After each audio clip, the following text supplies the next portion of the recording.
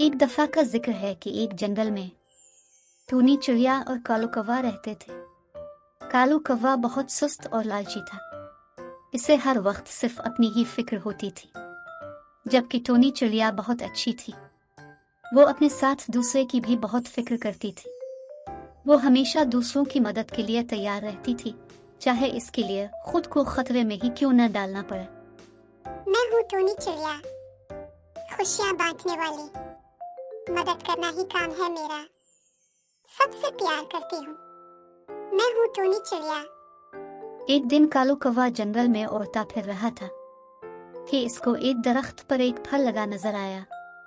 वो उड़ के इस दरख्त के पास गया और कहा, दरख्त भैया, मुझे ये फल खाना है, तो क्या मैं इसे ले सकता हूँ?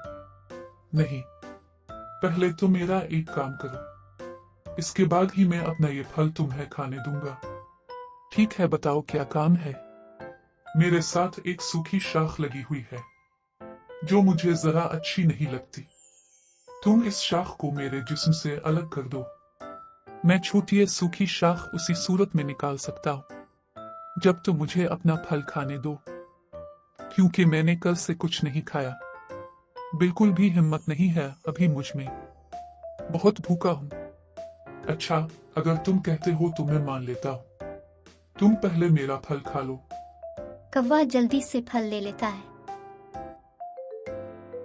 अब जल्दी से शाख निकाल दो। दरख्त भैया, जब मैं कुछ खा लेता हूँ तो इसके कुछ देर तक मैं कोई काम नहीं कर सकता, लेकिन अब फिक्र ना करें, मैं कुछ देर तक निकाल दूंगा। और ऐसे कहते हुए वहां से चला गया। थोड़ी देर बाद टूनी चिड़िया दरख्त के पास आकर बैठ जाती है। वो बहुत उदास थी। चिड़िया, तुम इतनी उदास क्यों बैठी हुई हो? दरख्त भैया, आपको तो पता है आजकल के हालात का। खाने को अनाज बहुत मुश्किल से मिलता है। मेरे जैसे परिंदे तो फिर भी कहीं से अपने खाने को कुछ ढूंढ लेते हैं, मगर जो परिंदे कमजोर और बूढ़े हैं, इनको बहुत मुश्किल का सामना करना पड़ रहा है। चिड़िया, तुम और तुम्हारी सोच कितनी अच्छी है। तुम दूसरे परिंदों की भलाई के बारे में कैसे सोच लेती हो? और एक वो कौवा था, मेरा एक ही फल बचा था, वो भी उसने धोखे से ले लिया, और मेरा काम भी बदले में नहीं किया। दरख्त भाई, आप परेशान ना हो, मैं आपकी शाख निकाल देती हूँ। फिर टूनी चिड़िया ने दरख्त की शाख निकाल दी।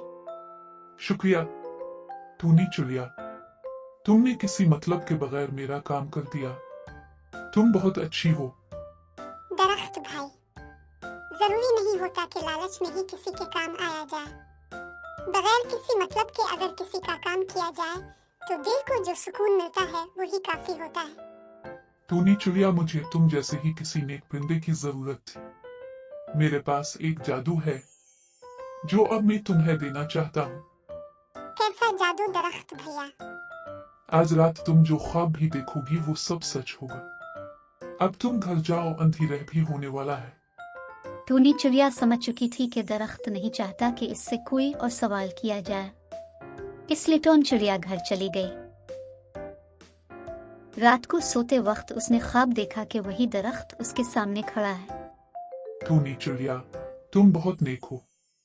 आज मैंने जो तुमसे मदद लेकर इम्तिहान लिया था वो कई दूसरे परिंदों के लिए भी लिया था, लेकिन वो सब नाकाम हो गए। तुम इसमें कामयाब हुई हो, इसलिए इनाम के तौर पर मैं तुम्हें एक जादुई चेकी देता हूँ जो जंगल के एक गार में छुपी हुई है। जब कभी तुम्हें अनाज की जरूरत हो, इस चेकी से कहना, चेकी चेकी अनाज निकाल, वो फौरन तुम्हें अनाज दे देगी। इसी तरह जो भी चीज तुम चाहो वो चेकी तुम्हें दे सकती है। यह तुम्हें जंगल के तमाम परिंदों की मदद करने में काम आएगी। सुबह होते ही टूनी चिड़िया सीधी इस गार की तरफ रवाना हो गई। वहां पहुंचकर देखा कि चेकी वाकई वही मौजूद है। इसने चेकी से कहा, चेकी चेकी दाने निकाल। चेकी ने फौरन अनाज निकाल दिया। टूनी चिड़िया वो अनाज लेकर कमजोर और बूढ़े परिंदों में बांट आई। इस तरह जंगल के सारे परिंदे बहुत खुश हुए। एक दिन किसी न किसी तरह इस जादुई चेकी की खबर काले कौवे तक पहुंच गई।